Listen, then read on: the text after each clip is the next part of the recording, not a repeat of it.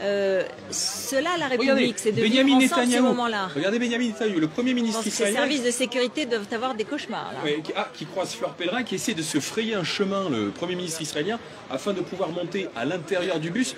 Et on avait entendu à l'instant, écoutez, ces images sont absolument incroyables. On entendait à l'instant quelqu'un dire, écoutez, avancez s'il vous plaît.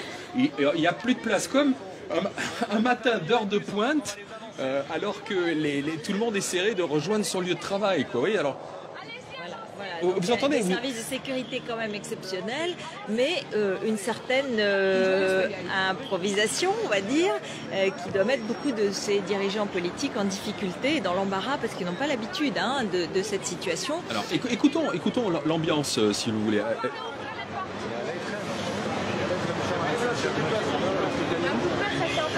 Fermé, par contre, il faut qu'il avance rapidement là, on peut pas les laisser ensemble. Non, il y en a là, on est en téléphone, on est à côté de ça.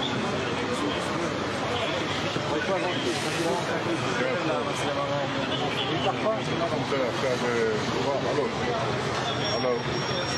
Si vous arrivez maintenant sur BFM TV, l'homme que vous voyez de dos avec son téléphone portable en train d'appeler n'est ni plus ni moins que le Premier ministre israélien.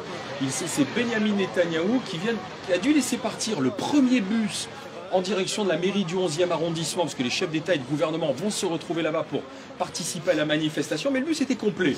On assiste à des scènes qui sont absolument saisissantes, et on a dit au Premier ministre, non, vous ne pouvez pas monter à l'intérieur du bus, avancez s'il vous plaît, et il fallait que le bus dégage. Et donc, Benyamin Netanyahou, sur le plan de la sécurité, ce sont des questions assez compliquées, parce que être statique pendant un moment sur le même lieu, dans une attente, alors que d'habitude il y a des trajets totalement sécurisés, organisés et protégés, ça doit donner un peu le frisson à l'entourage du Premier ministre israélien et de toutes les personnalités, tous les dirigeants européens.